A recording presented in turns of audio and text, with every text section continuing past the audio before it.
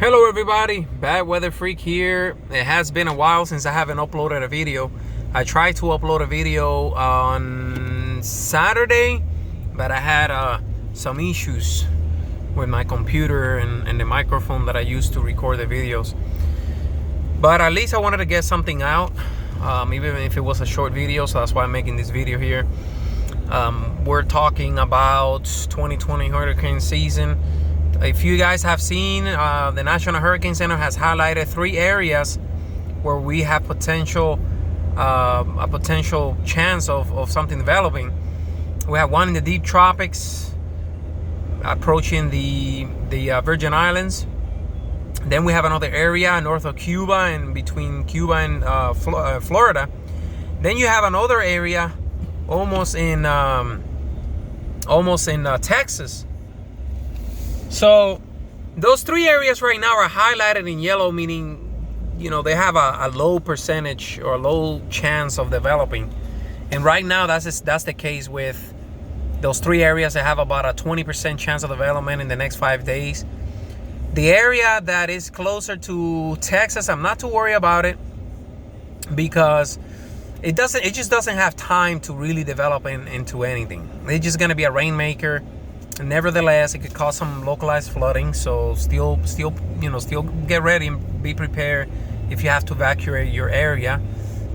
And especially with the history that we have with Houston and that area where they got flooded by Hurricane Harvey.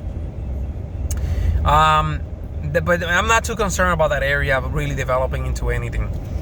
Now the other area where is near Florida and north of Cuba, that particular area has a better chance of developing.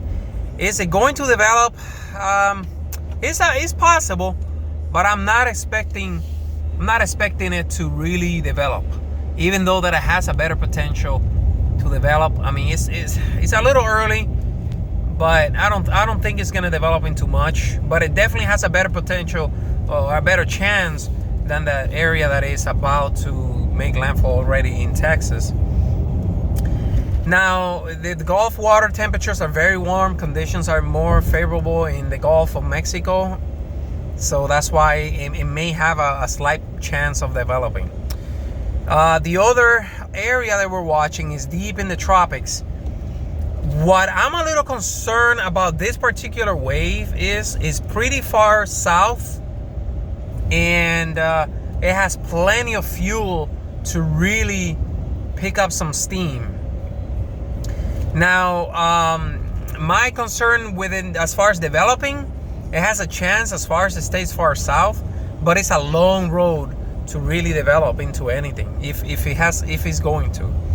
Now, once we will have a better idea once it hits or passes by. I don't want to say hit because we don't want to make it landfall anywhere, but as long as it passes. Once it passes south of like Puerto Rico, the Hispaniola, then we were gonna have a better idea because the water temperature on the Western Caribbean are crazy warm. There's a lot of upper heat content, meaning there's a lot of energy for it to really pick up steam. So if it survives into south of Puerto Rico, south of the Hispaniola, then it has a pretty good chance of developing. And that's what we're gonna have to wait for. But the Canadian model, for example, has it developing. Not a real big storm, but it picked it up pretty much as soon as it left Africa, and it actually picks it up and it develops it into small storm, nothing crazy, all the way out to the Gulf. Actually, it makes it all the way out to the Gulf, and I believe it comes up and it makes landfall up in Louisiana. But again, it's a way of a stretch of a prediction.